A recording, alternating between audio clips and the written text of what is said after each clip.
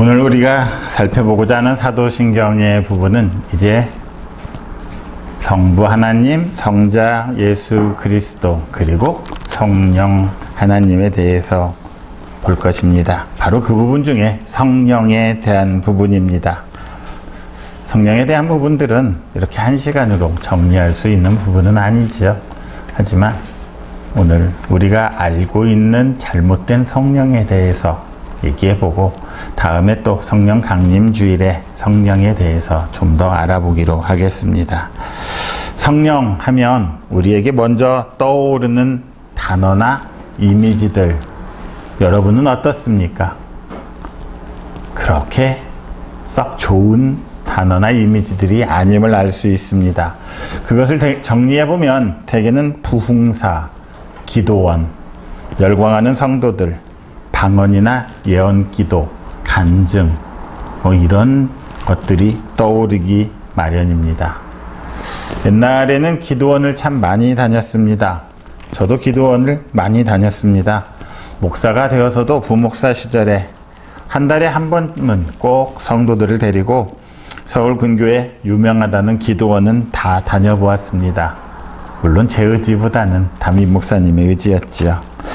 그렇게 기도원을 다니다 보면 그곳에 가면 부흥사들이 꼭 하는 말이 있습니다.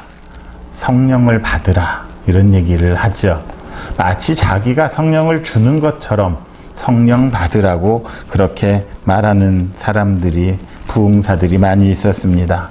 그래서 대부분의 사람들은 성령은 기도원에 가서 받는 것이라 그렇게 생각을 했던 것 같습니다. 부흥사들이 주는 것이라 그렇게 생각하기가 쉬웠습니다. 기도원 가면 옛날엔 다 그랬죠.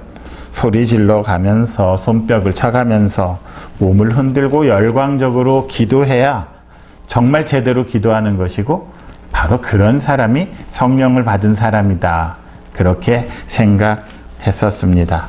어쩌면 이 생각은 지금도 그렇게 생각하는 사람들이 많이 있는 것 같기도 합니다. 그래서 저는 어렸을 때는 성령에 대해서 잘못 생각을 했었습니다.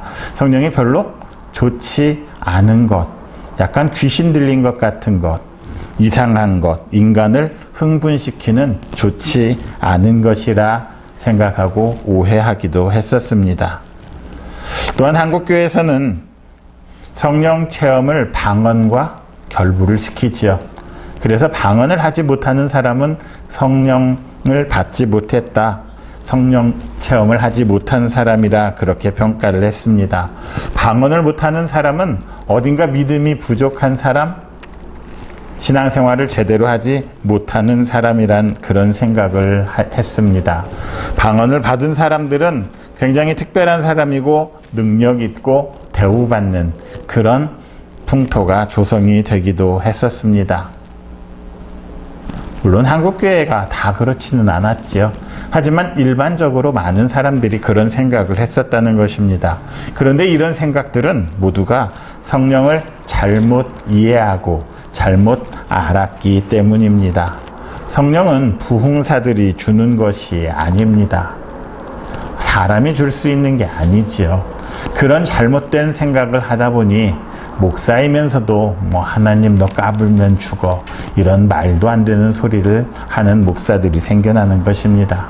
또한 인간을 흥분시키게 하는 그런 어떤 것도 아닙니다. 마치 약을 잘못 먹은 사람들처럼 그렇게 변화시키는 것을 성령이라고 알고 있지만 실상은 그렇지가 않다는 것입니다. 그렇게 한국교회의 어두운 모습 안에는 성령에 대한 잘못된 이해가 그 문제의 원인이 되어 있는 경우가 많이 있습니다. 한국교회가 기복신앙적으로 흐르는 것, 열광주의로 가는 것, 그리고 이적이나 기적만을 바라는 그 모든 배후에 성령에 대한 잘못된 이해가 있기 때문입니다. 그래서 성령에 대한 올바른 이해는 매우 중요합니다. 성삼위 하나님의 한 분이 성령님 아니시겠습니까? 그러니까 성령에 대해서 잘못 알고 있다는 것은 하나님에 대해서 잘못 알고 있다는 것과 같은 말입니다. 성령에 대해서 잘못된 이해를 갖는다는 것, 그것은 매우 위험한 일이지요. 오히려 우리가 신앙을 갖지 않는 것보다 못하게 만드는, 우리의 몸과 영혼을 혼미하게 하고 병들게 하는 그런 문제가 발생할 수 있습니다. 제일 큰 문제는 성령을 받는다라는 것입니다. 교회 안에서 우리가 보다 풍부하고 적극적인 성령의 인도하심을 받기 위해서 기도하는 것 무척이나 좋은 일입니다. 그러나 우리가 꼭 기도해야 할 것, 기억해야 할 것은 우리들은 이미 성령을 힘입어서 예수 그리스도로 믿고 있다는 것입니다. 예수를 그리스도로 믿고 있다는 것이지요. 성령을 받으라는 말은 우리가 성령이 없다는 것을 전제하고 하는 말입니다. 성령이 없는 사람들에게 내가 성령을 주겠다라는 뜻이 되는 것이지요. 자, 그런데 이미 우리 안에는 성령이 있다는 것입니다. 고린도전서 12장 3절은 이렇게 말합니다. 같이 한번 읽겠습니다. 성령으로 아니하고는 누구든지 예수를 주시라 할 수 없느니라. 12장 3절 하반절 말씀이지요. 성령이 우리에게 임하지 않았다면 우리는 예수를 그리스도라, 예수를 주님이라 말할 수 없다는 것입니다. 우리가 예수를 주라 시인했다면 이미 성령은 우리 가운데에서 활동하고 계신다는 것입니다. 그뿐만 아니라 성령은 누가 줄 수 있는 것이 아니라 자신의 주권적인 의지에 의해서 스스로 뜻하신 대로 활동하시는 분이심을 알아야 합니다. 마치 누군가가 성령을 불러들이고 조종할 수 있는 것으로 생각하지요. 신앙생활을 오래 한 성도들조차도 어떤 부흥사는 능력이 있어서 성령을 주더라, 은혜를 주더라, 이런 얘기들을 많이 합니다. 그런데 그것은 완전히 잘못된 생각입니다. 무당들이 구슬하지요. 왜 구슬합니까? 귀신을 불러들이기 위해서 구슬을 하는 것이지요. 그렇다면 목사나 부흥사들이 굿하는 무당들과 뭐가 다르겠습니까? 성령을 부르기 위해서 그렇게 굿거리를 하는 것과 아무런 차이가 없다는 것이지요. 성령은 귀신처럼 오라고 하면 오고 가라고 하면 가는 그런 존재가 아니라는 것입니다. 자, 그런데 우리가 오해할 만한 소지가 있는 말씀이 있습니다. 누가복음 11장 13절 말씀을 보면 이렇게 되어 있습니다. 같이 읽겠습니다. 너희가 악할지라도 좋은 것을 자식에게 줄 줄 알거든 하물며 너희 하늘 아버지께서 구하는 자에게 성령을 주시지 않겠느냐 하시니라. 성령을 주시는 분이 하나님이시라 분명하게 말하고 있지 않습니까?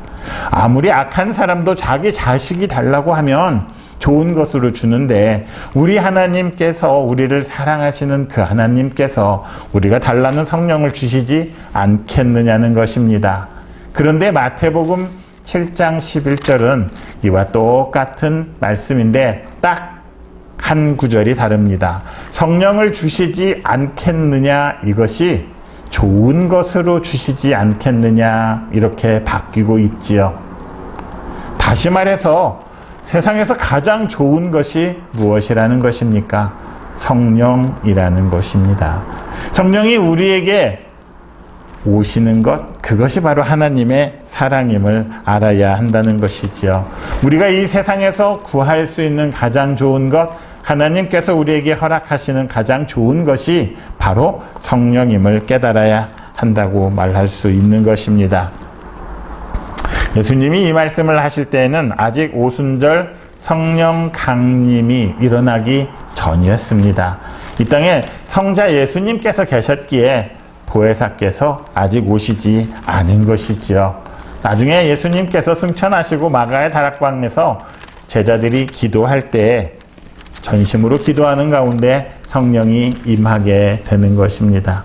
오늘 본문의 말씀이 그런 말씀이지요. 예수님께서 이제 내가 아버지께로 가고 나면 하나님께서 너희들에게 또 다른 보혜사, 곧 성령을 보내주실 것이다, 이렇게 말하는 것입니다. 이미 그때부터 우리에게는 성령이 함께하고 계셨습니다.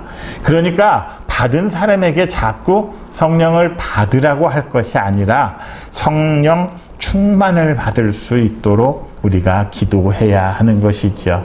성령을 받았다고 해서 그 성령이 우리에게 항상 언제나 함께 하시는 것은 아님을 알아야 합니다. 우리의 기도와 간구가 있지 아니하다면 성령도 소진되어 감을 우리가 알아야 합니다.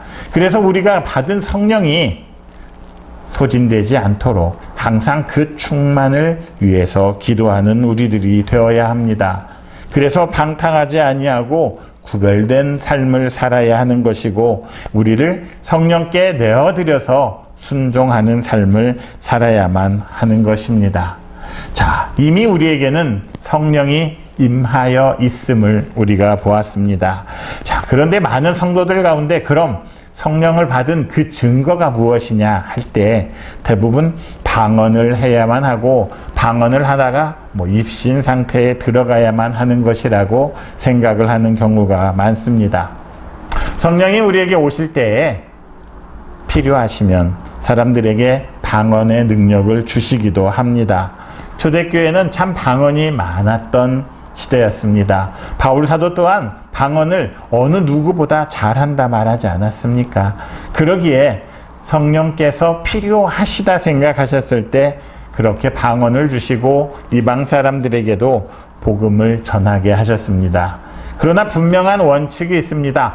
방언만이 성령의 은사는 아닙니다. 고린도전서 12장을 보면 수많은 은사들이 성령께서 주시는 은사들이 나오고 있지요. 그 중에서 방언은 하나일 뿐입니다. 그리고 나서 고린도전서 13장이 나오지요. 우리가 잘 아는 믿음과 소망과 사랑에 대한 이야기가 나옵니다. 그 중에서 가장 큰 은사가 바로 사랑이라 이렇게 말하고 있는 것입니다. 그러니까 방언은 하나님이 주시는 모든 은사를 대표하는 것이 아니라 수많은 방언들 중에 하나일 뿐입니다. 성령께서는 그렇다면 어떤 기준으로 은사들을 주시는 것입니까?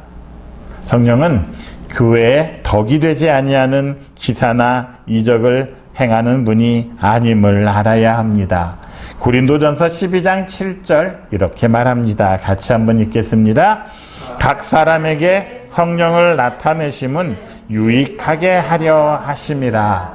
유익하게 한다는 것, 그것은 곧 교회에 덕을 세우기 위함이라는 것입니다. 생각해 보십시오. 성령께서 주시는 은사가 넘쳐남으로써 교회가 다툼이 있고 분열이 일어난다면 성령께서는 그런 은사를 주시겠습니까? 그것은 성령이 주시는 은사가 아님을 알아야 합니다. 성령께서만 그런 은사를 주시는 것이 아니라 사탄 마귀도 그 정도는 줄 수 있음을 알아야 합니다. 하지만 그것들이 우리에게 왔을 때 교회가 하나가 되고 화합되고 더욱더 믿음이 증진되는 그런 일들이 있다면 그것은 성령께서 주시는 것이겠지요. 하지만 교회가 분열되고 다툼이 일어나고 서로가 서로를 미워한다면 그것은 결코 성령께서 주신 것이 아님을 알아야 합니다. 성령께서 교회에 주시는 것은 방언뿐 아니라 우리에게 유익을 주고 교회에 필요한 다양한 은사들임을 잊지 말아야 합니다. 교회를 분열시키고 누군가와 다툼을 하게 하고 누군가보다 더 내가 나아지려는 마음, 더 잘난 체 하고 싶은 마음, 그런 마음이 있다면 그것은 결코 성령이 주시는 은사가 아님을 알아야 합니다. 자, 그렇다면 오늘날 우리에게는 왜 방언이 필요한 것입니까? 방언은 성령이 임하신 증표가 아니라 분명히 말했습니다. 성령이 임하신 증표는 방언 그 자체가 아닙니다. 성령이 임하심으로 인해서 우리 인성이 변화되고 삶이 변화되는 것, 그것이 바로 성령이 임하신 증거임을 알아야 합니다. 하나님의 영에 사로잡힌 우리는 그 성령의 능력으로 인해서 새 사람이 될 수밖에 없습니다. 우리의 옛사람들은 어떤 사람들입니까? 교만한 사람들이지요. 이기적인 사람들입니다. 자기 중심적인 사람들이었습니다. 다 내가 우선이 되고 내 뜻대로 하고자 하는 사람들이었습니다. 그런데 성령이 들어오셔서 우리를 변화시키고 하나님의 사람으로 만들어가는 것입니다. 이웃을 내 몸같이 사랑하는 것, 그게 어찌 사람의 힘으로 가능하겠습니까? 하지만 오직 성령의 능력으로 우리가 그렇게 새 사람이 되어가는 것입니다. 그래서 고린도후서 5장 17절은 이렇게 말합니다. 같이 한번 읽겠습니다. 그런즉 누구든지 그리스도 안에 있으면 새로운 피조물이라. 이전 것은 지나갔으니 보라 새 것이 되었도다.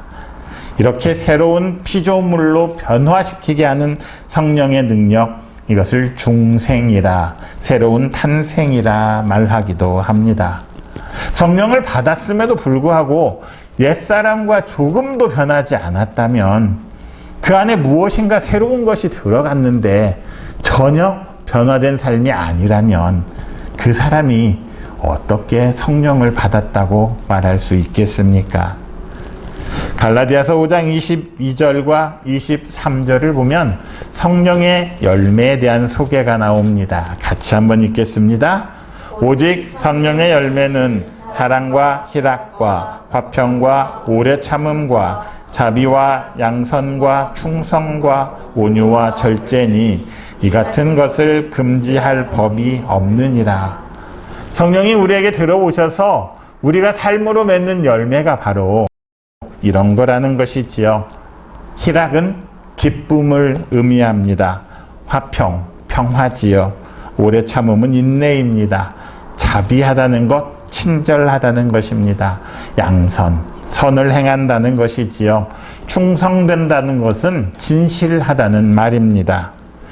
성령을 받았다 한 사람들의 삶 속에서는 이런 것들이 있어야 합니다.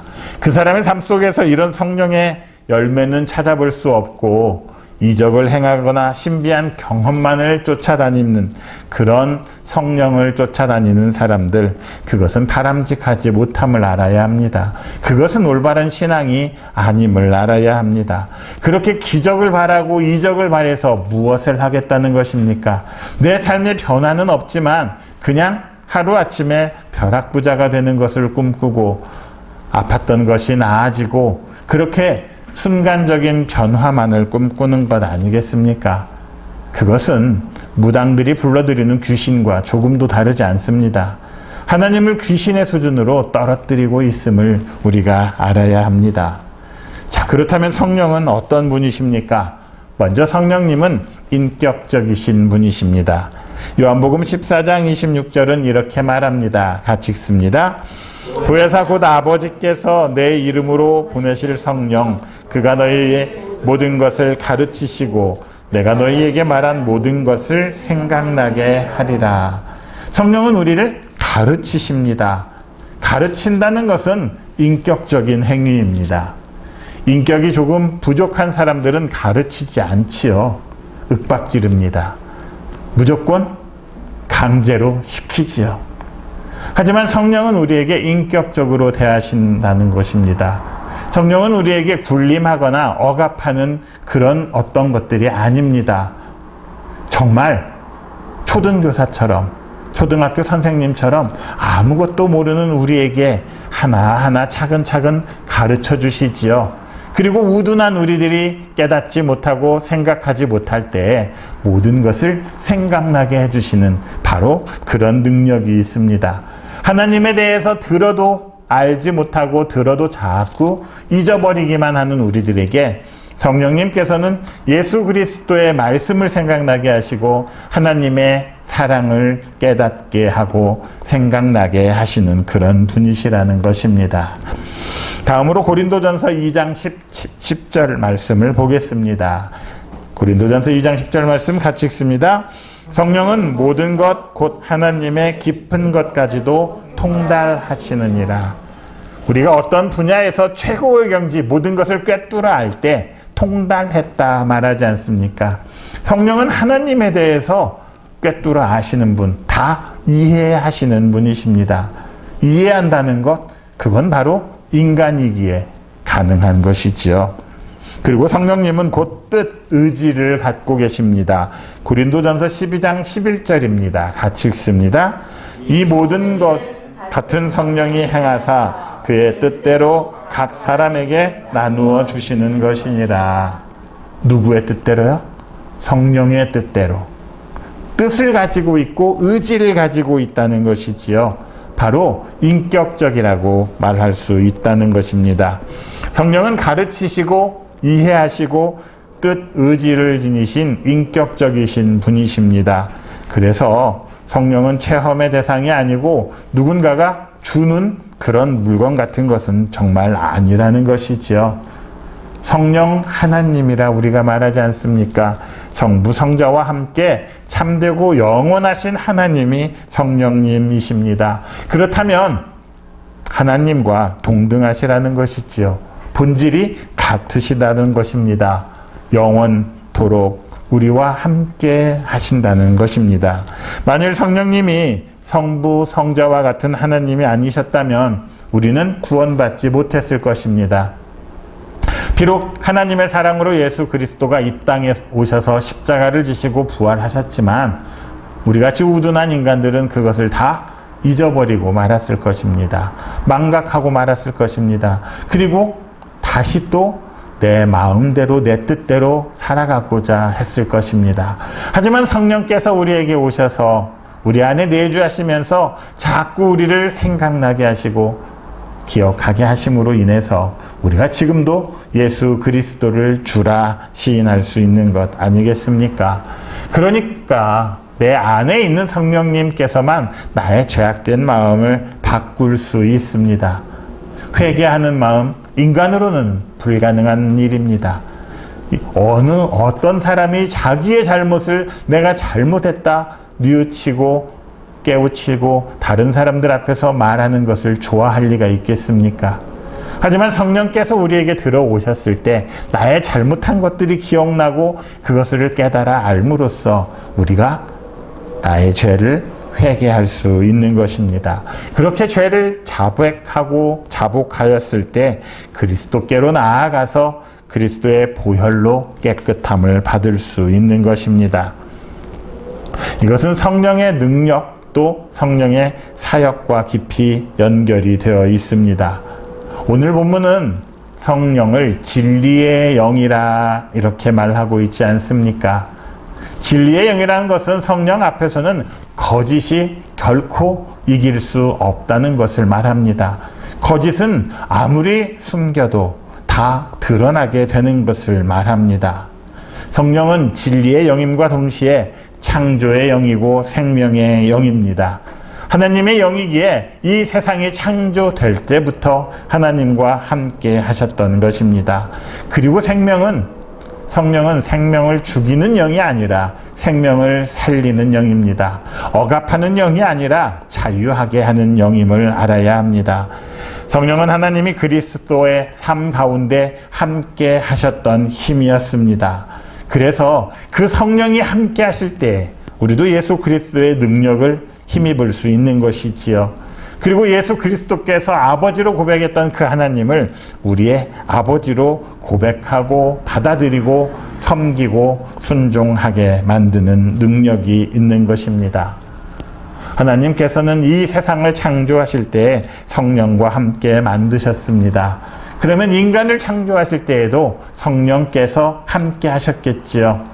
하나님의 영을 우리에게 불어넣어 주심으로 우리가 생영, 살아있는 영이 되었다 성경은 말합니다.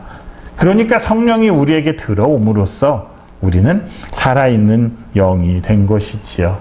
그렇다면 그 성령이 우리에게 있기에 우리는 좋은 것을 창조해야 되고 그리고 생명을 사랑하는 그런 존재들이 되어 가야 합니다. 우리가 사도신경을 통해서 나는 성령을 믿습니다라고 고백하지요. 그것은 성령은 창조의 영이고 생명의 영이고 하나님의 영이고 그리스도의 영이라는 것을 믿는다는 것입니다. 그리고 바로 그 영을 힘입어서 그분이 하시는 새 창조의 사역을 믿는다고 고백하는 것입니다. 새 창조, 새 피조물, 그것은 우리가 거듭남으로써 중생함으로써 얻을 수 있는 것이라 말했습니다. 새롭게 창조하는 것보다 더 힘들고 어려운 것, 아니 처음 만드는 것보다 더 힘들고 어려운 것은 중간에 있는 것들을 이미 낡아져 버리고 잘못된 것들을 다시 새롭게 하는 것입니다. 차라리 처음부터 만드는 것은 쉬울 텐데 이미 잘못된 것들을 고쳐나가는 것이 더 쉽지 않은 것이지요. 그래서 지금 우리에게 새로운 창조의 영인 성령이 필요한 것입니다. 하나님께서 교회를 창조하셨을 때, 예수 그리스도께서 이 땅에 교회를 만드셨을 때 그 교회는 선하고 아름다운 교회였습니다. 하지만 그것들이 세상을 겪어오면서 이제 교회는 좋은 것들보다는 나쁜 것들이, 칭찬보다는 비난을 많이 받는 그런 존재들이 되어버렸습니다. 그렇다면 이제 이 교회를 누가 바꿔야겠습니까? 성령에 힘입어서 우리 성도들이 바꾸어 나가야 하지 않겠습니까? 그러기 위해서 우리에게는 분명히 성령 충만함이 있어야 합니다. 우리는 오늘도 사도신경을 통해서 예수 그리스도를 나의 구주로 고백을 합니다. 그것은 성령이 있기에 가능한 것이지요. 성령은 그렇게 예수 그리스도를 우리의 구주로 고백하게 해줄 뿐만 아니라 하나님을 아버지로 고백할 수 있게 말합니다. 그래서 앞에서 우리가 본 것처럼 성령으로 아니하고는 예수를 주라 시인할 수가 없는 것이지요. 자, 그렇게 우리 성령이 우리와 함께 하실 때에 성령은 또한 우리가 알지 못하는 것들을 우리를 대신해서 간구하는 일들을 하십니다. 이 땅에서 마땅히 빌 것이 무엇인지도 알지 못하는 우리를 위해서 하나님의 뜻대로 간구하는 그런 일들을 하시는 것이지요. 너무나 큰 고난이 오거나 너무나 큰 슬픔이 오면 기도를 하고자 해도 무엇을 기도해야 할지도 모를 때가 많이 있습니다. 게다가 내가 억울한 일을 당했을 때 정말 하나님 앞에 나아가서 고백하고 싶고 기도하고 싶지만 우리 인간의 나약함 때문에 아무 말도 할 수가 없는 그런 때가 우리 인생에는 찾아오기 마련입니다. 내가 잘못한 일도 없는데 억울한 일을 당함으로 해서 분노가 치밀기도 하지요. 그러나 바로 그때 성령은 우리 안에서 말할 수 없는 탄식으로 우리를 위해서 간구하심을 잊지 마시기 바랍니다. 로마서 8장 26절은 이렇게 말합니다. 같이 한번 읽겠습니다. 이와 같이 성령도 우리의 연약함을 도우시나니 우리가 마땅히 빌 바를 알지 못하나 오직 성령이 말할 수 없는 탄식으로 우리를 위하여 친히 간구하시느니라. 인간은 연약하고 나약합니다. 그 나약함을 도우시는 분, 그 나약함 속에서 쓰러진 우리를 붙잡아 일으키시는 분, 그분이 바로 성령님이심을 잊지 마시기를 바랍니다. 간혹 잘못된 생각을 하는 사람들은 성령이 오직 그리스도인들만을 돕고 그들만을 잘 살게 할 것이라 생각하는 사람들이 있습니다.